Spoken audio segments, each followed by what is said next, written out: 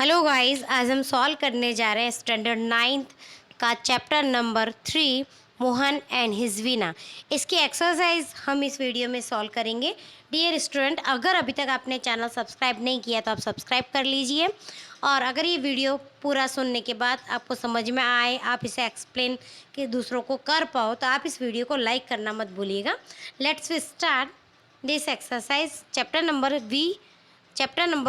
3 Mohan and his Veena vocabulary. Question number V1. Make meaningful pair of word or phrases and from X and Y and write a sentence using X and Y in your context. देखिए यहाँ पे आपको X और Y में words दिए गए, इन words को मिलाकर के हमें सेंटेंसेस बनाने। तो सबसे पहले आप मैच द फॉलोइंग कर दीजिए। ट्राइड हैंड को हम मिलाएंगे एट द वायलिन से। प्लेड पास्ट को मिलाएंगे हम गिटार से। फिर गैदरिंग ऑफ को मिलाएंगे हम फैमिली मेम्बर से। टर्निंग पॉइंट किसका?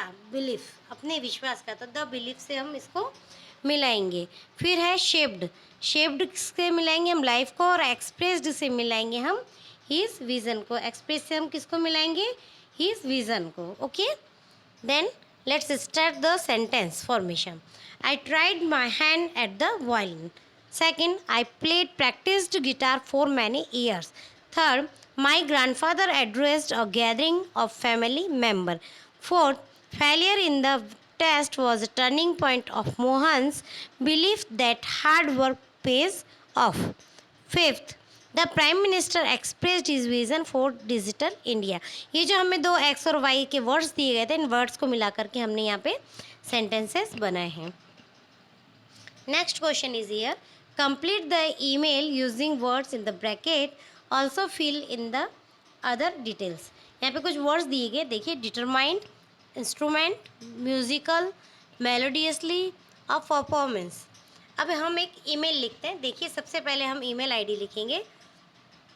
आपकी जो भी ईमेल आईडी आप यहाँ पे लिख सकते हैं। फिर सब्जेक्ट लिखेंगे हम attending a music concert.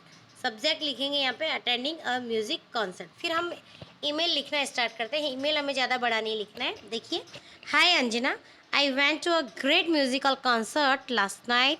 I enjoyed the performance of all the artist, specially Mohan. He played on his veena melodiously.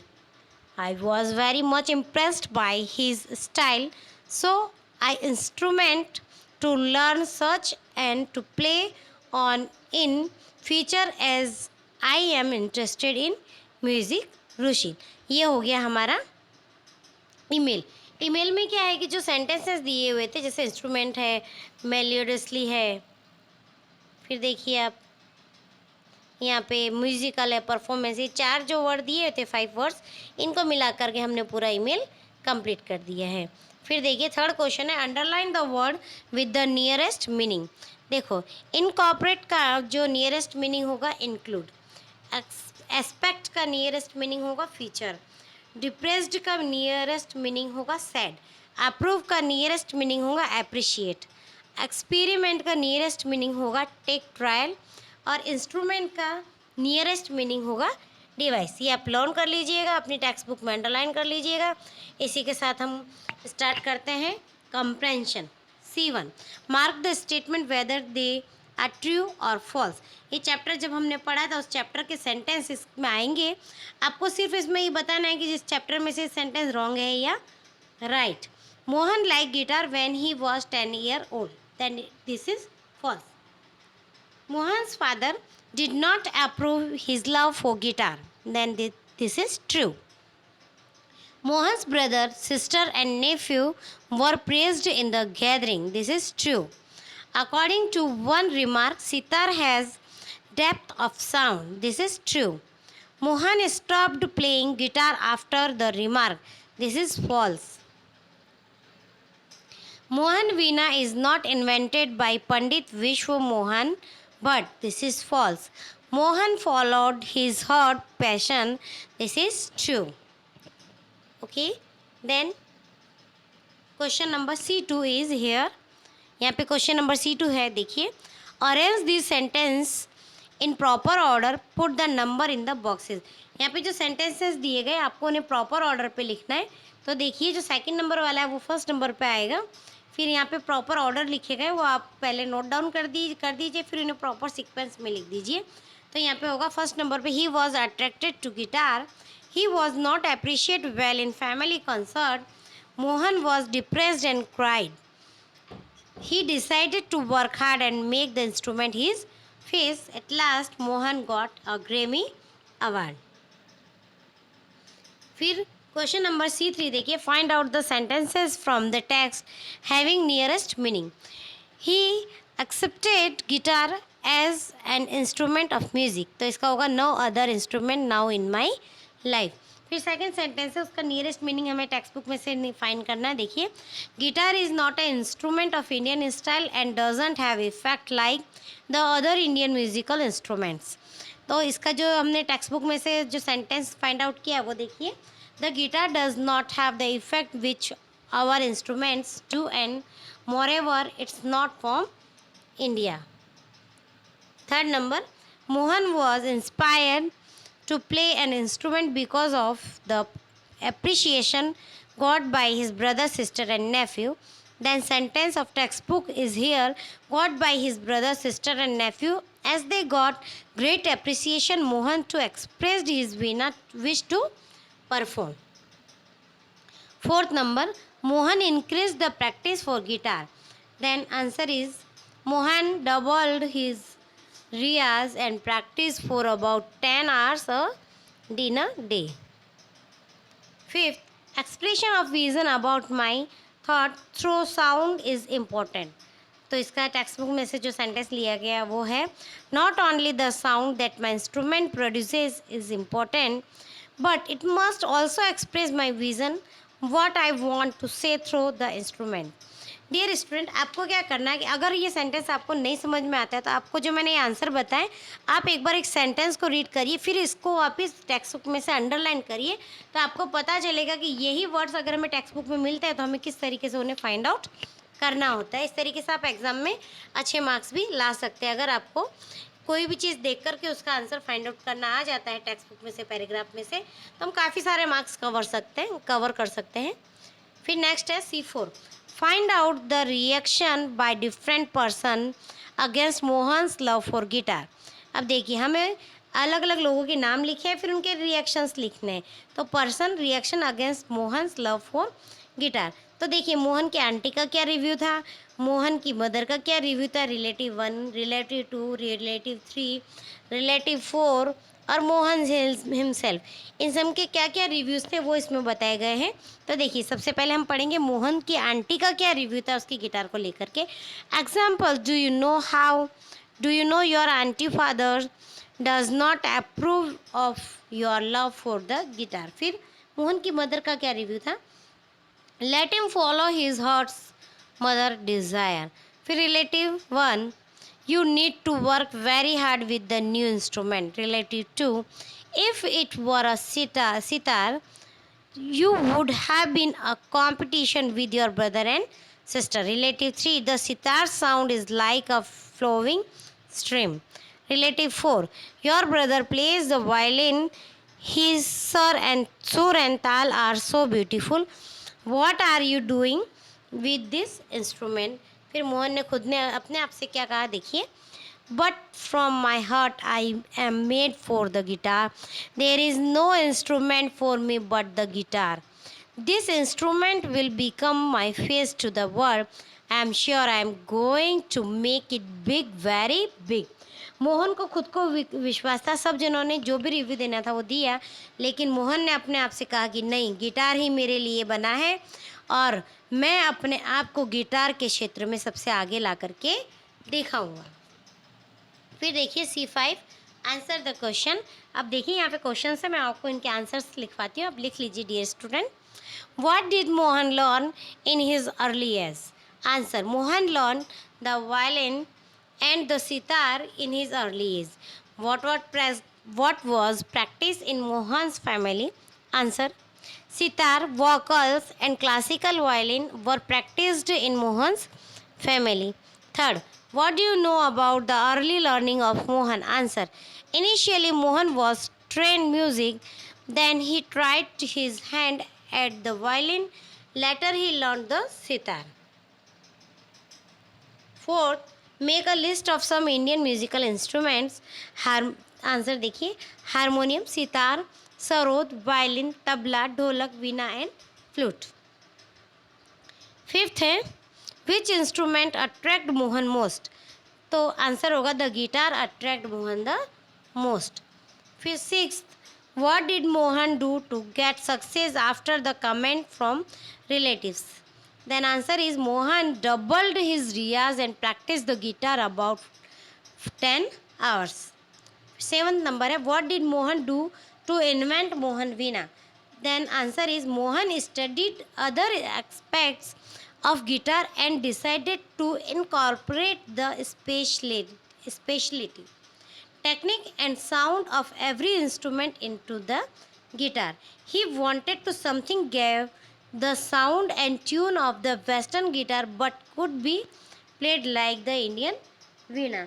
ये आंसर में बताया गया है कि जो मोहन था उसने क्या किया कि जो गिटार था उसको एक नया लुक दिया, उसमें नया साउंड गिटार को दिया.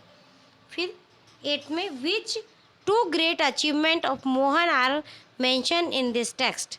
First great achievement is invention of Mohan's veena and second is winning a Grammy award.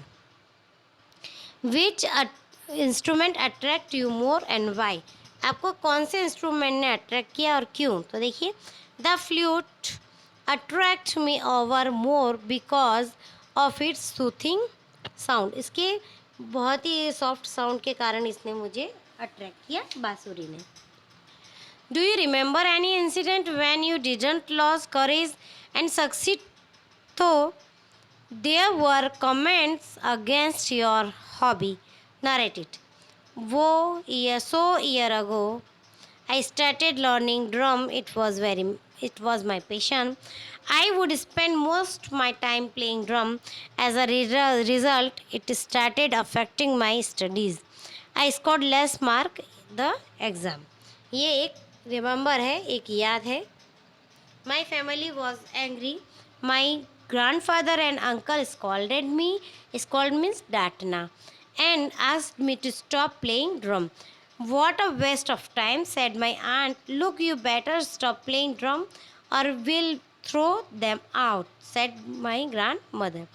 Even my parents were little upset, but they did not say anything at that time. I was very disappointed. I cried a lot, but then my parents spoke to me.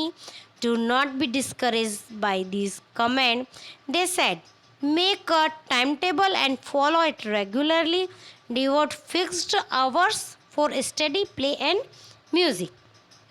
I was happy that my parents support me.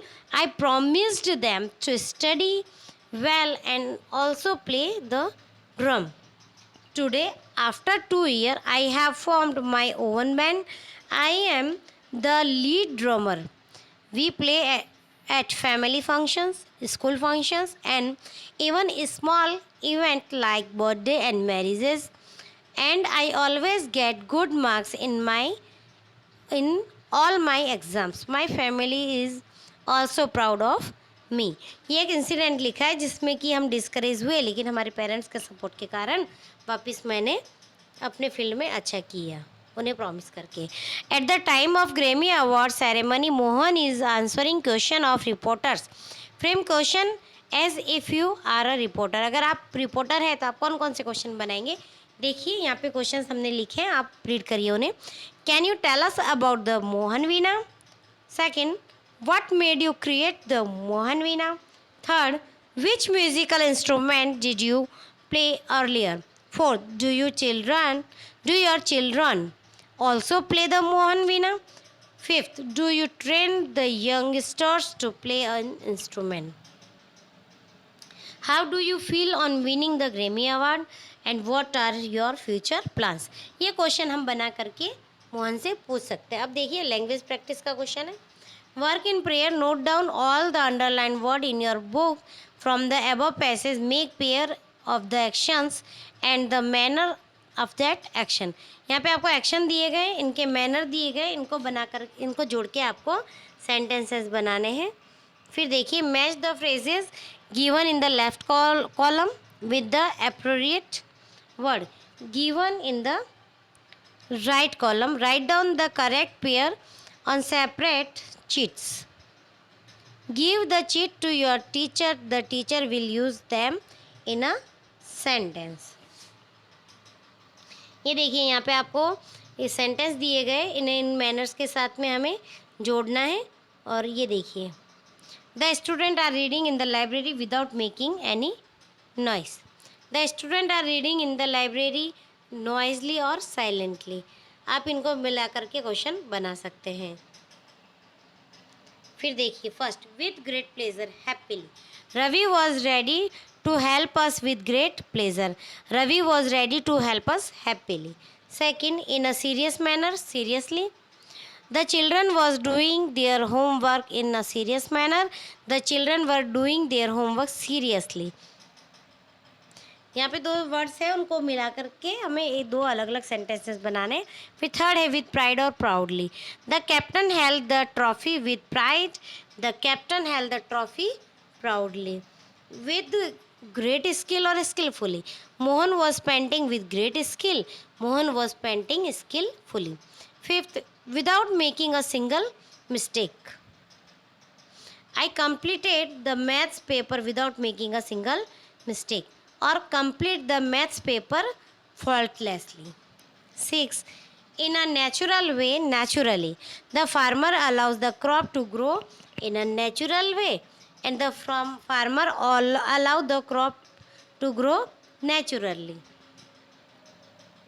With the confidence or confidently.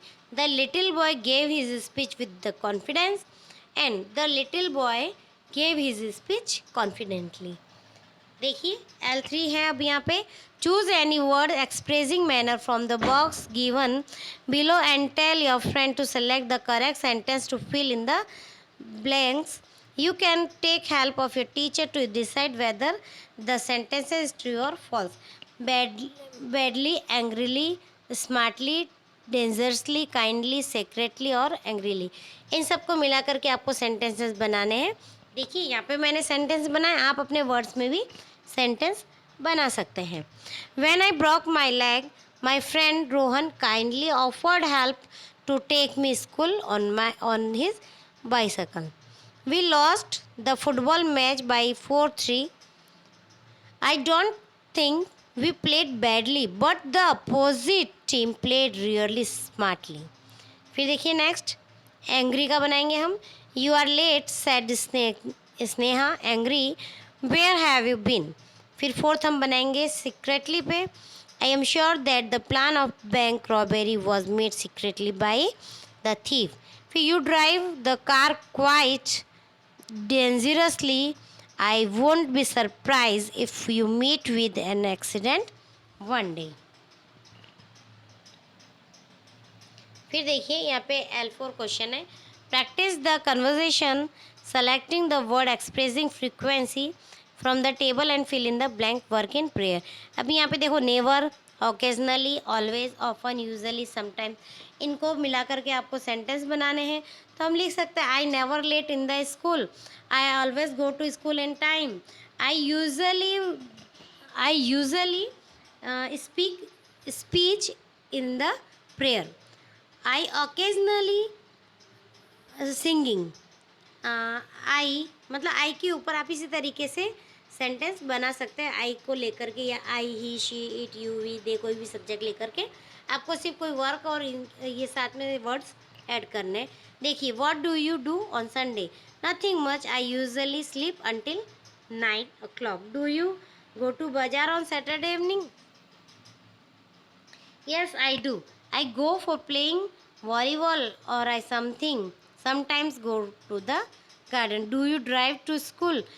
No, I never drive to school. I always take the bus. What do you do after class? I occasionally talk with friends, or I usually go home. Do you like new friends? Yes, I always like, but I love my old friends too. फिर देखिए यहाँ पे fifth question है, place the word expressing manner frequency at the correct place, indicate the place by the sign double line. ये देखिए जैसे quietly है तो क्वाइटली को कहाँ लिखा है, ऑफन को कहाँ पे लिखा है, केयरलेसली को कहाँ पे लिखना है, ऑलवेज को कहाँ लिखना है और लाउडली को कहाँ लिखना है, ये आपको डार्क ब्लैक लेटर में बताया गया है। आप इसको नोट डाउन कर लीजिए। फिर इसके बाद सिक्स क्वेश्चन है, here is a game, let's play, select the pair of words expressing action and manner which you can enact in the classroom, the teacher will ask the question to the class। यहाँ पे देखिए यहाँ पे words दिए गए, read, sit, shout, behave, cry, dance, walk, laugh, write. Subject लीजिए, फिर ये वर्ब लीजिए और इसके बाद में एक और ऑब्जेक्ट जोड़ दीजिए तो आपका सेंटेंस बन जाएगा। जैसे आई रीड इंग्लिश बुक, तो आई आ गया सब्जेक्ट, रीड ये जो वर्ब दी गई ये आ गई है वर्ड्स, और इंग्लिश बुक ये आ गया हमारा ऑब्जेक्ट। इसी तरीके से आप ये तीन तीन चार चार वर्ड्स जोड़ करके इनसे सेंटेंस बना सकते हैं। ये देखिए यहाँ पे सारे सेंटेंसेस मैंने बना करके नोट डाउन किए हुए हैं। फिर देखिए यहाँ पे है, right the famous story of the rabbit and the tortoise using the word showing the manner of action, proudly, calmly, silently, swiftly, lazily, steadily, hurriedly, slowly, etc। यहाँ पे पिक्चर दी गई है, पिक्चर देख करके हमें स्टोरी बनानी है। देखिए, once upon a time there were two friends, the tortoise and the rabbit, और दे स्टार्ट रेस, और जो रैबिट था उसको अपने आप पे काफ़ी प्राउड था, तो रैबिट से proudly that my speed is more than you, you are so much slow, you run, you walk so much slow. इस तरीके से हम लोग एक स्टोरी बना सकते हैं। देखिए मैंने यहाँ पे पूरी प्रॉपर वे में लिखी है। Once upon a time hare said proudly to the tortoise, you can beat me in running race.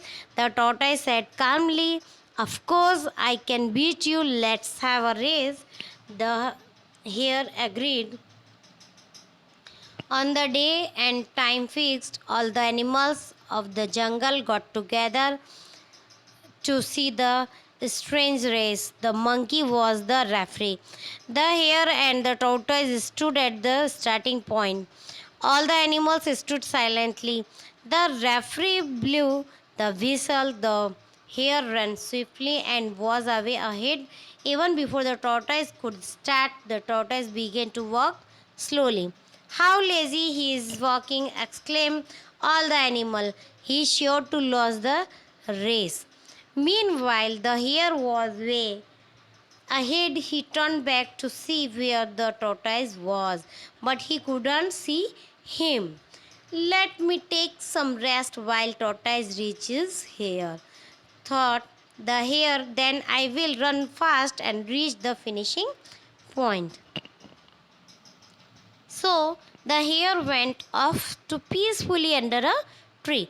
Meanwhile, the tortoise was walking slowly but steadily. Soon he crossed the tree where the hare was sleeping. After some time, the hare woke up. Oh, did I sleep too long? He wondered. The animal told him that the tortoise must have reached the finishing point. Oh no, cried the hare nervously. He ran more swiftly and reached the finishing point, but the tortoise had already won the race. जो सो गया वो हार गया। अब आपको देखिए यहाँ पे एक पैराग्राफ लिखना है माई हॉबी पर। आप अपनी हॉबी पे पैराग्राफ लिख सकते हैं, जैसे कि my name is this and I am a cricket player, या फिर I like reading books and my hobby is this and this. और हॉबीज़ के बारे में जितना भी जो कुछ आपको नॉलेज हो, कभी भी ये चीज़ याद रखिएगा कि अगर हम हॉबी लिखते हैं तो वो हॉबी से रिलेटेड जितनी भी थिंग्स, जितनी भी थॉट्स जुड़ी हुई होती है, वो सब बातें भी हमें पता होनी चाहिए। देखिए यहाँ पे मैंने आपको क्लियर किया है, ये पूरा एक पैराग्राफ है। आप इसका स्क्रीनशॉट ले लीजिए ताकि आप इसको आराम से लिख सकें। मैं आपको पढ़ के सुनाती हूँ। A hobby is an individual person's interest in some particular activity. A hobby is normally pursued during leisure time. The main objective behind the hobby is to seek pleasure and relaxation after a day's hard work. It refers the tired mind. Dear student, ये जो ऐसे वगैरह होते हैं जब आप पढ़ते हो, जब आप लिखते हो, तो इसे थोड़ा डीपली लर्न करो। जैसे जितना हो सके पॉइंट टू पॉइंट उस चीज़ को लर्न कर लो एक बार, ताकि एग्ज़ाम में कभी भी अगर ऐसी कोई चीज़ आती है तो हमें बिल्कुल ऐसा ना लगे कि हमने कभी पढ़ा नहीं। Every chapter you make essays and learn them. हर एक चैप्टर के ऐसे अगर हम लर्न करते जाएंगे तो उसमें से अगर एग्ज़ाम में कोई ऐसे आता है ना, तो वो सब मिला करके मिक्स करके कोई ना कोई पॉइंट हमें ऐसा मिलता है कि जो एग्ज़ाम में ऐसे आया ना, उसमें लिख सकते हो, हमारे ऐसे को बड़ा कर सकते हैं। इसीलिए ये चीज़ आप इम्पोर्टेंटली ध्यान रखिएगा, सीरियसली ध्यान रखिएगा कि ऐसे पैराग्राफ, ईमेल जितने भी आते हैं हमें चैप्टर के साथ में ही लर्न कर लेने हैं। My hobby is gardening. अब देखिए यहाँ पे इसने लिखा है my hobby is gardening. It is a delightful and interesting hobby, preparing bed, sowing seed, tending delicate plant, nursing of flowers, clearing the flower beds of useless weeds, watering the plant and pots, all give me great pleasure. It is a creative activity. It gives me great joy when the seeds planted by my shoot above the ground. I feel as if something great has been achieved. Gardening has taught me to be keen, observe, and work skillfully with my hand. It has taught me much about the weather. Gardening has also taught me to appreciate the beauty of nature. The sweet fragrance of flowers fill my house. A beautiful garden is a source of inspiration. फिर देखिए, here is a picture of musical instrument with some information about it. Write a few lines about it. अब देखिए यहाँ पे आपको क्या दिख रहा है, a keyboard instrument similar to an organ, blow air, the air vessels, read, ये सब इसके बारे में फीचर्स लिखे गए हैं। फिर देखिए इसका आंसर दिया गया है, दिस इज़ अ हारमोनियम। जो पिक्चर्स दिखाई गई है इसके बारे में यहाँ पे बताया गया, हारमोनियम के बारे में बताया गया है। देखिए, this is a harmonium, it is one of the oldest musical instrument of India. It is also used in Pakistan, Nepal, Afghanistan, and in other Asian countries. The harmonium is a keyboard instrument similar to an organ. When you play the harmonium, the air blows through the air vessels, reeds, producing musical notes. It sounds like an accordion. It is used as an accompanying instrument in classical Hindustani music, Sufi music, and bhajan. There are two types of harmonium, a foot pumped harmonium and a hand pump harmonium. फिर देखिए यहाँ पे वीणा के बारे में बताया गया है, इसका स्क्रीनशॉट ले लीजिए ताकि आप इसको लिख लीजिएगा बेटा, और इसे लर्न कर लीजिएगा, नोट डाउन कर लीजिएगा आपकी नोटबुक में। हमने वीणा के बारे में भी एक्सप्रेस किया है, इसके बाद में देखिए गिटार के बारे में भी एक्सप्रेस किया गया है, इसका भी स्क्रीनशॉट ले लीजिएगा, इसे भी लिख लीजिएगा। फिर मोहन वीणा के बारे में भी यहाँ पे एक्सप्रेस किया गया, ये देखिए क्लियरली, इसका भी स्क्रीनशॉट लेकर के आप लिख लीजिएगा। डियर स्टूडेंट, इसी के साथ हमारे ये चैप्टर होता है फिनिश। अगर ये चैप्टर आपको समझ में आया, आप इसे एक्सप्लेन कर सकते हैं, इसे लर्न करके एग्ज़ाम में इस चैप्टर को पूरा प्रॉपर तरीके से डिस्क्राइब कर सकते हैं, तो इस वीडियो को लाइक करना मत भूलिएगा। और ये वीडियो आपको पसंद आया तो स्टूडेंट्स इसको सब्सक्राइब ज़रूर करिएगा। अब मिलते हैं हम नेक्स्ट वीडियो में नेक्स्ट चैप्टर की एक्सरसाइज के साथ में। जय भारत, जय हिंद, थैंक यू।